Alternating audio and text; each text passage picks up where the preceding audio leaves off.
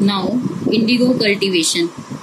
Indigo is a natural dye extracted from the indigo plants. This dye used for coloring cloth since ancient time. This dye has been popular in India, was also exported, but only a small portion of land was used to cultivate it in India. नील जो है प्राकृतिक रूप से नीला था, जो नील के पौधे से निकाला जाता था और जिसका प्रयोग कपड़ों को रंगने के लिए किया जाता था।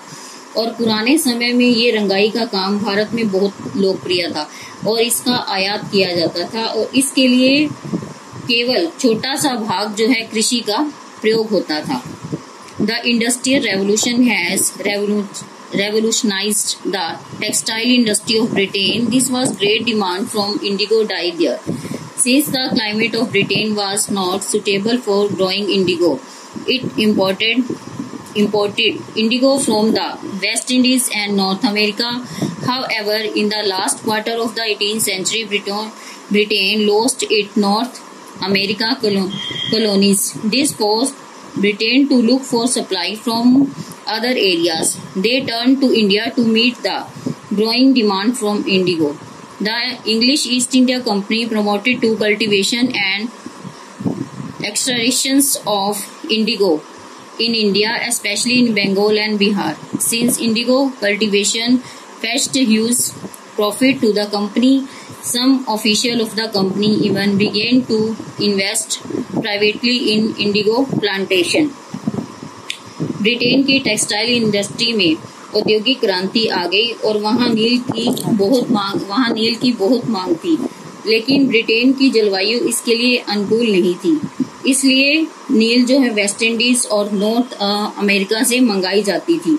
लेकिन 18वीं शताब्दी के मध्य में ब्रिटेन ने नॉर्थ अमेरिका के उपनिवेशों को खो दिया और जब ब्रिटेन ने कोई दूसरी उपनिवेश को खोजा तो वह भारत की तरफ आया। भारत की तरफ उसने अपनी मांग को पूरा करने के लिए वह पूरी तरह से अग्रसर हुआ।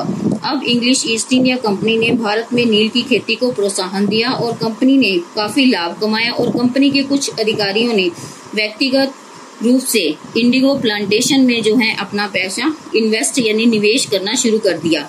In order to ensure the smooth supply of indigo, the planter adopted the Asamiwa system.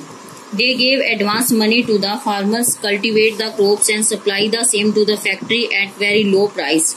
Later it was claimed that advance were loan which the farmer can only repay by continuously supplying indigo. If the farmer refused to do, then they had to face brutal punishment. Since the legal system favored the planter, the helpless farmer could not fight them back. The indigo cultivator was also unable to sow other crops because the indigo crop existed the fertility of the soil. इसमें क्या बताया गया है कि बागान मालिकों ने असामीवा system प्रणाली के द्वारा इसे स्वीकार कर लिया, जिसमें कि नील की आपूर्ति सुनिश्चित की गई और किसानों को इन फसलों के लिए पहले ही एडवांस यानी कि पेशगी दी जाती थी कि इन फसलों को उगाया जाए और वे बहुत कम दामों पर कंपनी को ये माल बनाकर देते थे और उसकी आपूर्ति करते थे।